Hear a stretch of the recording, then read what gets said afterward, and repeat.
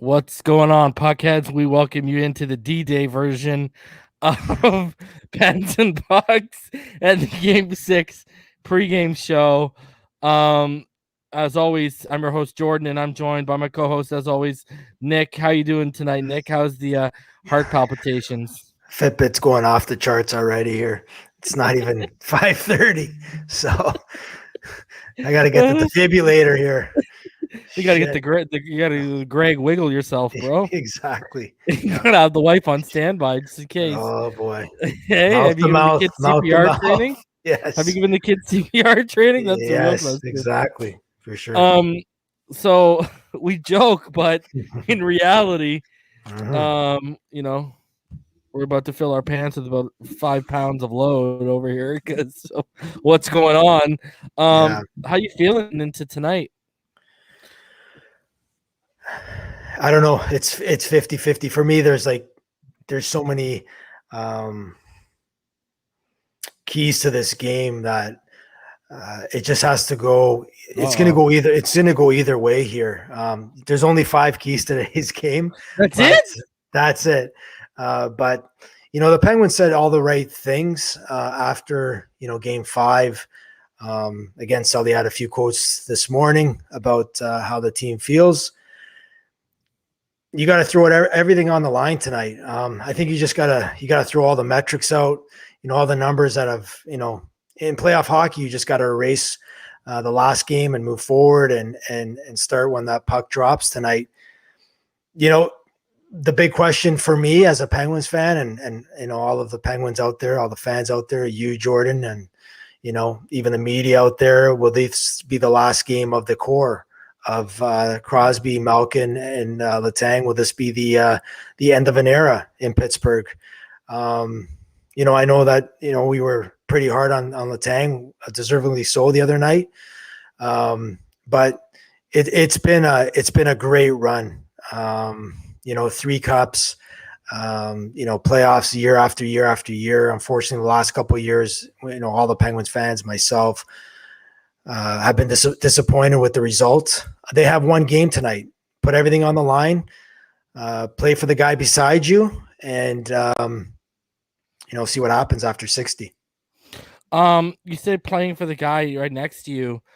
What are your thoughts on how this team's feeling about Jari going into Game 6 tonight?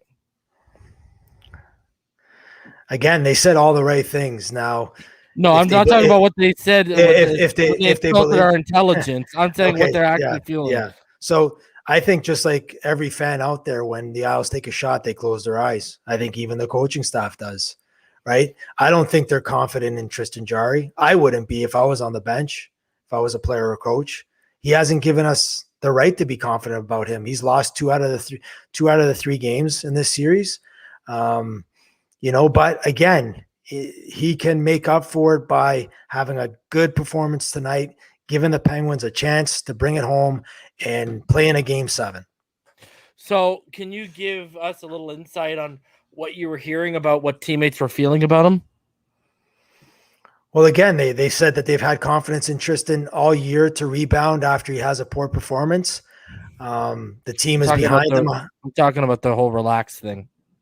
Oh, okay. Yeah. So, there's chatter out there amongst Pittsburgh sports media that they're hearing that there's a few players out there that think Jarry is too relaxed at some times, at some points of the year. It's,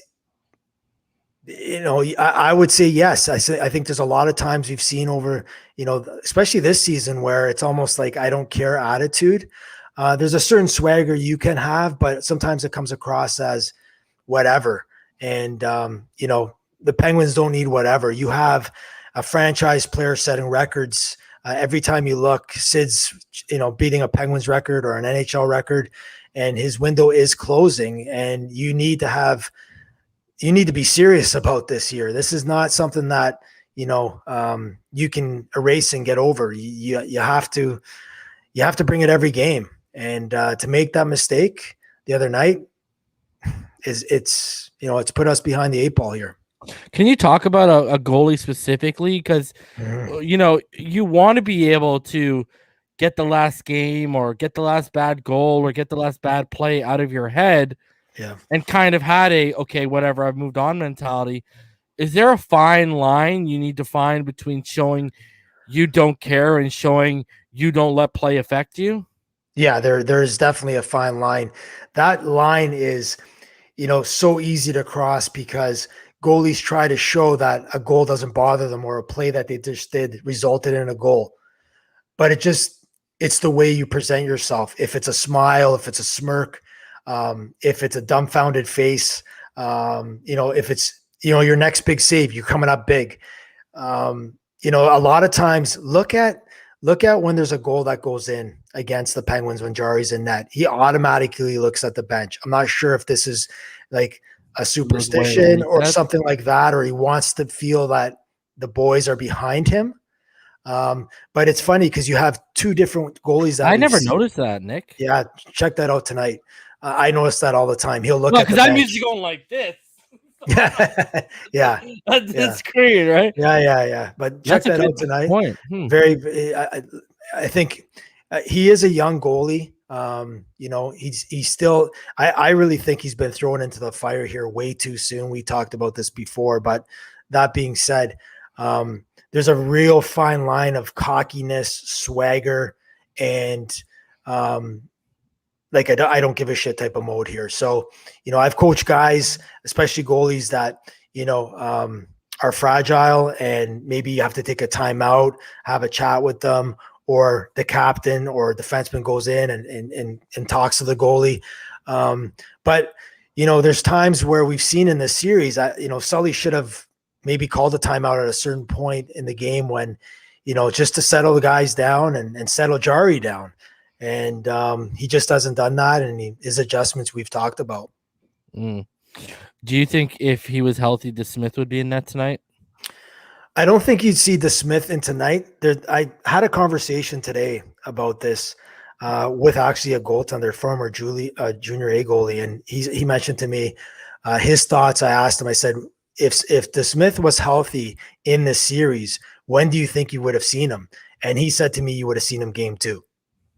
You would have seen him game 2, and you would have seen him if DeSmith had the hot hand.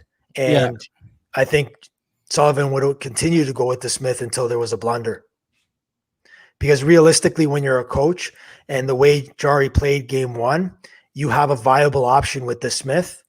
Why not just see what you can get out of game 2, and then you ride the hot guy? Does this team win the series with DeSmith?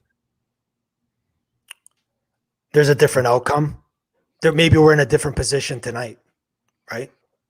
Or maybe we're not. We're already out of position, and we're sitting back in Pittsburgh, watching what the rest of the. I have to disagree on that though, because the reason why I disagree on that is that you have probably the Vezina Trophy winner sitting on the bench for the Islanders, and Sorokin, like Trotzy, has the balls to say, you know what? You're not going in. You're like 8 million, whatever he makes, Vezina Trophy candidate, and he's not starting in the playoffs. When do you ever hear of this? This is the same thing going on in Florida. Spencer Knight. Spencer Knight going in. But he had a good season when he played this year. He did. He did, but Bobrovsky making all that bread, you know what I mean? Exactly. 10 million on the and this is a frustration of mine. All the Penguin fans. Sully is stubborn. He will go with the same nonsense. What I would have done, get all the lines, mix it up a little bit tonight. Throw a curveball at Trotzy, right? You have nothing else to lose tonight, right? But, play the right way. We learned our lessons. That stuff there drives me absolutely insane. If we play the same way, we'll get a different result. Right. Okay, you've learned your lessons the last 2.5 years, 3 years of the playoffs. There's no more learning. Those lessons should have been learned. He cannot make adjustments. Why is Sid and Jake still playing and Russ together? Spread them out. Try something. And, Rob Rossi made an awesome point yesterday. He said, why not put Tanev up with Jake and Sid? Change it up. I'd love that. Right? Get a buzzsaw up there. Get him to bang and crash, get them the puck, opens up some lanes. But here we are today, probably Sully going with the same stuff. And to me, that he has not made one adjustment. He has not changed the defensive core when guys have struggled. He has not changed the lines up. 87 and 71 were on last game for a goal. Try it. Who cares? Listen, his job's on the line, right? I really think his job's on the line. Just try it. But hey. Do you actually think, because we had this conversation yesterday and you said that you think they're going to sit down, or was it this morning? One of the two. Morning, this morning. Look at this guy. You got the kid size coffee over here. I did. I've already had 3 today, so the kid size. Helping the heart out. Yeah. Right. Okay. So do you actually think his job's on the line, or do you think they're going to give him another chance to adapt to what they want this team to look like when Burke and Hextall in this offseason start shaping it and molding it in their vision? I think depending on the result here, I think there'll be a sit down right after the season before the exit interviews. They'll put out a game plan for Mike Sullivan. They'll say, this is where we want our team to be. This is the direction we're going. Do you think you can buy into this? If you can't, then it'll be a mutual, departing, and then we'll see somebody else come in, or they just let go of Sully.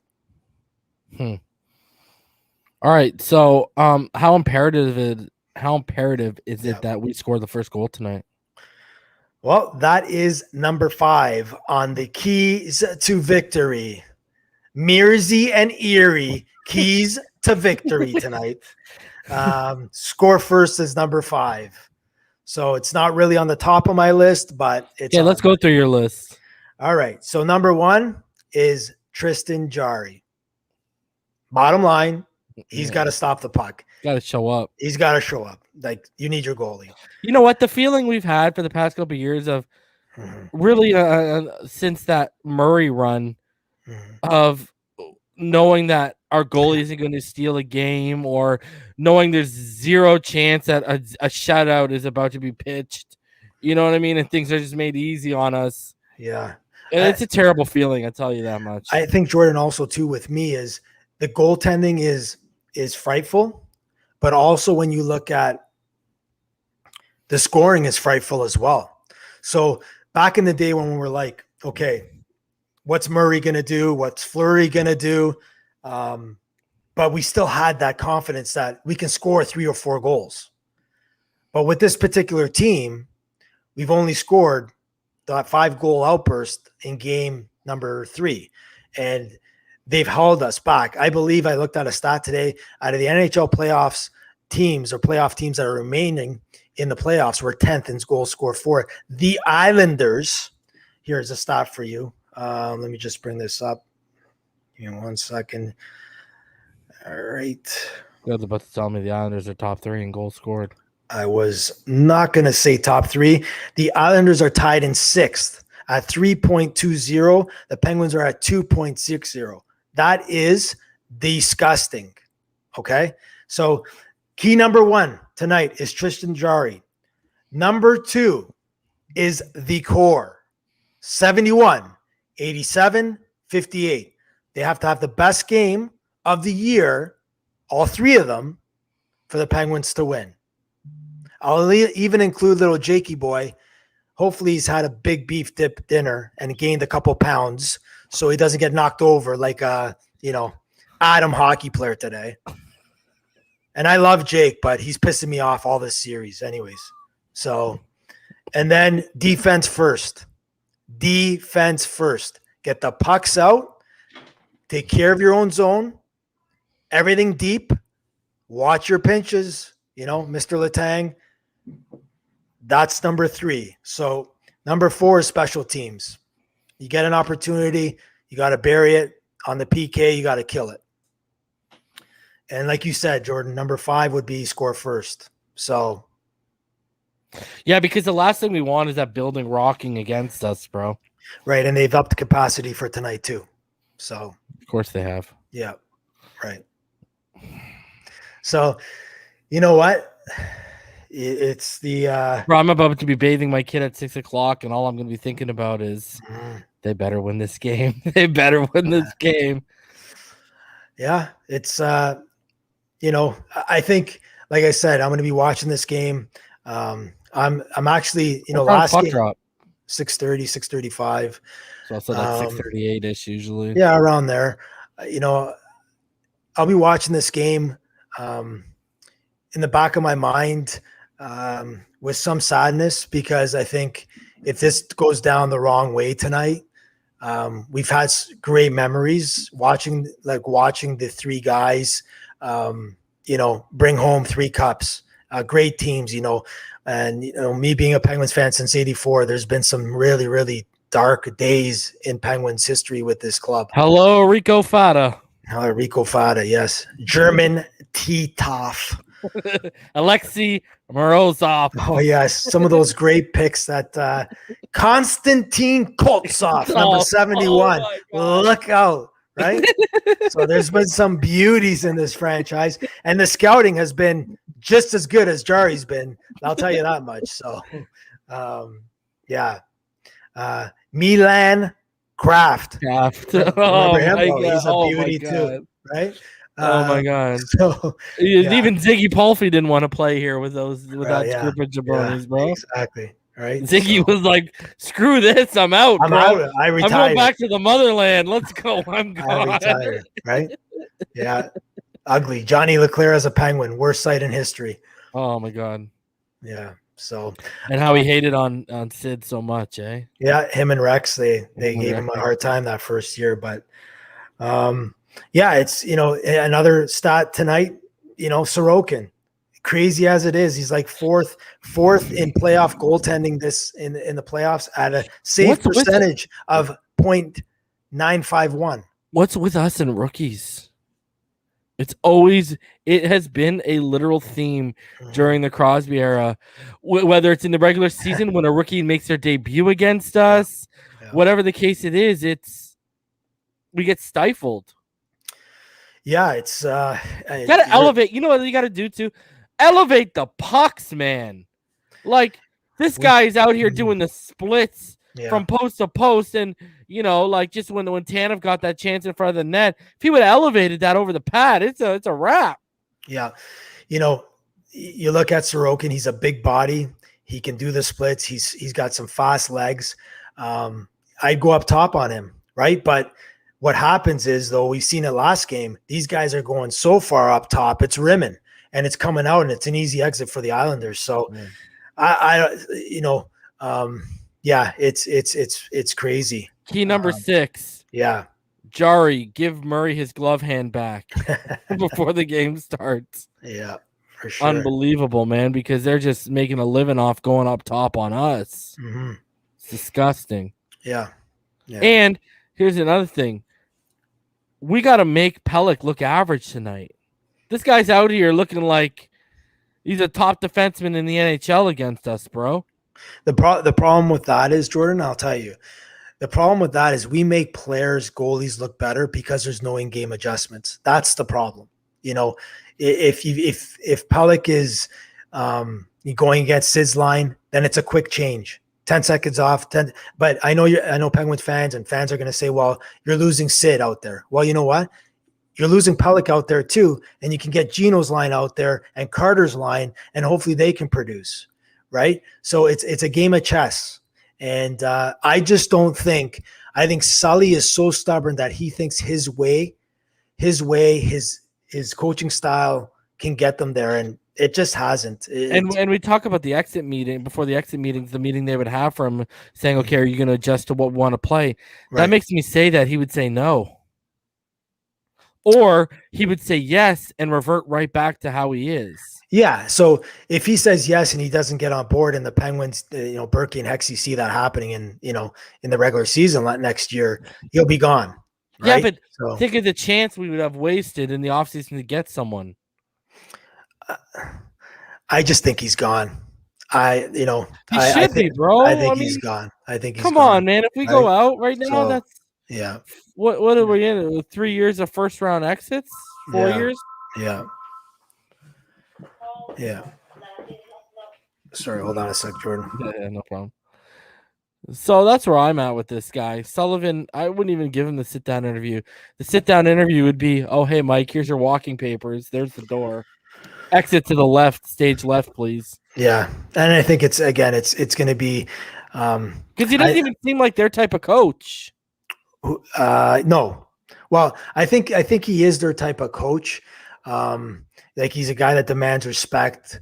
You know, talking about play style, bro. Oh yeah, play style for sure. Yeah, play style, 100%. Yeah. Go get me. I need to talk. Yeah. I need to talk in here, bro. Yeah, for sure. So, you know, I was looking at something too that I wanted to ask you, in regards to your 5 keys. You know, what level of desperation do these guys need to play at tonight? You know, the old cliche is, as a coach, you talk about, you know, you got to give 110%, and people say, well, it's only 100%, but you got to give 110. You know, you got to box against the wall. Like I said, you got to play for the guy beside you. It's got to be a whole team effort here, from the goalie up. You got to forecheck together. You got to bang. You got to protect each other. You got to put the puck in the net. Like I said, you know, for me, it's Gino, Sid, and Letang. They know this could be the last time they get dressed in the same dressing room, walk down that aisle, you know, onto the arena. But do you think they're arrogant? Do you think they're arrogant and stubborn enough to think that they won't get broken up? No, I don't think so. I think we talked about this, you know, in the regular season. I think Letang played as well as he did because he felt the heat. I'm sure. Listen, Rutherford took off. We talked about he took off because he wanted to trade one of the two, 100%. Okay, and he said, you know what, I'm out of here. Like he was right too. I'm out of here, and I don't care what anybody tells me. They can say that's bull, but I think that's 100%. I think he even realized that maybe Jari is not the guy. I think that was maybe. Well, yeah, he's trying to get Fleury, wasn't he? Right. Yeah, he tried to get Fleury in the offseason too. So, but this all comes down to, you know, the will. We talked about this today on the replay on the winning goal in overtime with Josh Bailey, and with that, you know, there was, you know, you had Kapanen, you had Malkin, you had Matheson, all there, which had an opportunity to either dive at the puck head first, do whatever it takes to even try to get that shot blocked, and it was a lazy play probably from Kapanen and Malkin to not even attempt to even dive in front of it face first, do whatever it takes. My question to you today was, Bates Jordan. First. Yeah, Bates first. I get it. No, you're not going to see that, but Malkin, my beautiful Russian face.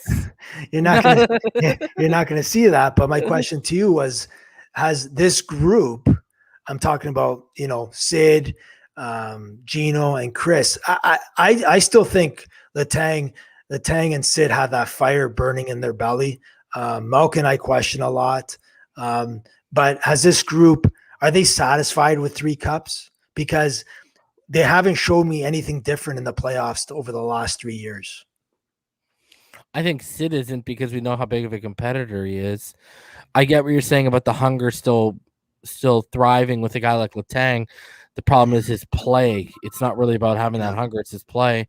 Yeah. Gino, it's very worrisome to me that, you know, we were hearing every excuse in the book after this offseason about Gino, and, you know, not able. You're in Russia. How are you not able to find a rink? There's ice everywhere. Right.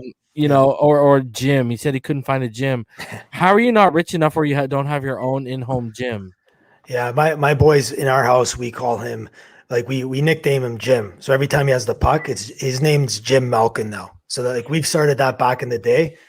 Like it's Jim. So, and it's GYM Malkin, right? So it's not JIM. Yeah. So those are t-shirts that beer made. If you want a t-shirt, we'll make that, no problem, right? We'll have Jordan's rant on the back of it from the other night. It's beauty, right? You got a bag of sour cream chips. We might throw a Twinkie in there and a Sprite, right? Lemonade Sprite. Lemonade Sprite. And only if it's a strawberry Twinkie, bro. I don't want that normal stuff. Right? Twinkies for everybody if Pittsburgh wins tonight. You will see me eat a strawberry Twinkie on air if we win tonight. Post game Twinkies. You got it. Hey, bro.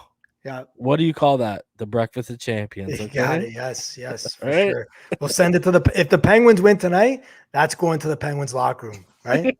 Just a bunch of sour cream ruffles, pink Twinkies, and then Sprite lemonade. They're gonna be, what the hell is You going on got right it. here, bro? Yep. So And well, nice little card attached to it. If you go to double overtime again, use this in the intermission for that superpower. exactly. Okay. For sure. Yep. So, I mean, what's your prediction going into tonight? You think it's a wrap? My heart wants to say we're seeing 7. Well, that's your prediction too. Yeah, I did predict 7 games. You did predict 7 games. I did, but I didn't think you thought they'd be playing better though. I didn't think we'd be down 3-2. That was my theory here. I thought we'd be always leading the series going into Game 7. I didn't feel that we'd be going down 3-2 back to Long Island for Game 6. Can I ask you this? What do you need to do tonight to come out with a win, but to also plant a seed of doubt in those Islanders players' heads going into Game 7 if there is that possibility?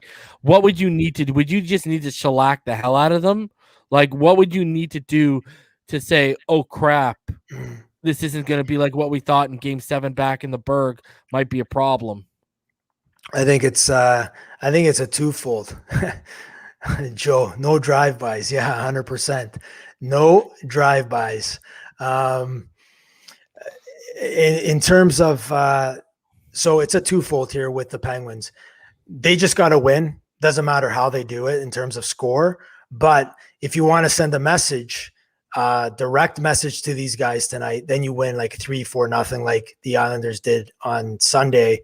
Was it Sunday or Saturday? It was 4-1. Like that was, to me, that was a message by the Islanders. They came to play. We didn't even, second period, it was over. So you basically need to put it into their head that make sure it's over early in this game. Like put the, and that's been my problem with this team for the past couple of years too. We get a lead even when it's 3-1, and we don't keep the foot on the throat. Yeah. We pull back on the throttle. We rein back a little bit, but that's the killer mentality, right? The killer mentality is and that's what Lemieux had. That Gretzky had that. Messier had that. Yzerman had that. Sakic had that. Right. Somebody once said to me this, and this is from an NHL player. To play in the NHL, you have to have eyes of red and a black heart. Okay? Because you have to scratch and claw all the way to get up there, unless you're McDavid or Crosby or whatever, an elite, generational player. Tonight, they have to play with a black heart and red eyes. They have to want to eat the Islanders, like everybody, everything that moves, you got to hit. Every face you get, every glove you get in the face, it's right back. You just have to play with a chip on your shoulder. You want to hurt the other team. And this is the problem with the Penguins right now. They don't have that. They're like the opportunity in Long Island when they're up 3-1, take the 4-1 lead, step on their throats, right? Don't give them chance to breathe. The other night, 2-1. Okay, they came out. Step on their throats, 3-1. Why are the Islanders scoring 2 or more goals against us? It's totally ridiculous. But also too, it's the defensive lapses as well. If you look at the Everly goal, Dumoulin coughed up the puck behind the net. He had full control of it, and then it was see you later, Sally, in the net, right? And Letang's over by the boards, checking the flexibility of them, making sure the glass is in place. Exactly. Yeah, they're both there. And if you're a Penguins fan tonight, watch one thing too. And this is all Sully's system in our zone, which is absolutely crazy. When I see it, I just lose my shit. When the puck's behind our net, there'll be 2D behind our net. Both RD will be behind our net trying to retrieve puck possession while we have a forward in front of the net. No team in the NHL plays like this. It's absolutely ridiculous because what happens is you have a forward becoming the D in front. That D or that forward cannot cover like a regular defenseman. realistically, the 1D should be behind the net. That centerman has to come down low and support. And then you have the 1D in front of the net that's protecting the house. That's always how it was when I was growing up, bro. And you know what? If I'm coaching the Penguins, right, I would be playing the same way the Islanders. Jari shit in the bed, collapse. You have 4 guys, just like a power play. It's called box plus 1. You have 4 guys on the outside. You have your centerman in the middle. You collapse it. They can't get pucks to the net. You play perimeter hockey. But there's not – this is where Sully believes his running gun style, his offensive whatever. You're not going to beat the Islanders. I would be playing Trotzy's system. Okay, Trotzy, you want to beat me? I'm playing the same way you are. Let's go. And for the guys that don't want to play that way, you know what? Popcorn's good. And the view's good too, up in the box. Right. So, all right, man. So we are about a half hour. Well, I asked you what time the puck drops tonight because, well, I know it's 6:30, but I was asking like what time the actual puck drops. So it should be about 6:38 usually. Yeah, give me 1 sec here. I should give me a sec. No, just because you hit me with that. Well, we had the 3:00 game and the puck didn't drop till 3:25. Yeah, I know, it's pretty crazy. NBC wanted to do the song and dance, right? Yeah. So 6:38 is the puck drop. There you go. See, boys and girls. 6:38. Jordan has inside information. Oh yeah, I don't know about that, but so we're about 40 minutes away from puck drop. Any final thoughts, Nick, before we get out of here? Besides, get her done. You know, Sid, Gino, Letang, get her done. That's it. Don't go down like this. As much as we know, Sully needs to go, and some of these guys need to be split up. That doesn't mean we want to see it. And that doesn't mean we don't want to stop watching playoff hockey. So no, man, it's too early. I want to at least see another series here, right? You wait all year for this, and then, you win the division. Yeah, COVID's killed everybody in terms of just being positive and all that stuff. And we've had bubble hockey. We were all excited. Hockey was back. Montreal beats us. Now we're in a short season, 56 games. We win the East, and now we're 1 game of being eliminated. Come on, boys. Let's do this tonight. Yep, on the brink. All right, guys, nothing left to say except let's go Pens. And we will see you guys for the post game between 11 and 11:15 start time tonight. All right, guys? So until later tonight, enjoy the game. May our shots go in the net, and may our eyes stay open because saves are actually made by Tristan Jarry. Have a good night, guys. We will see you at 11:15 for the post-game show. Let's go, Pens.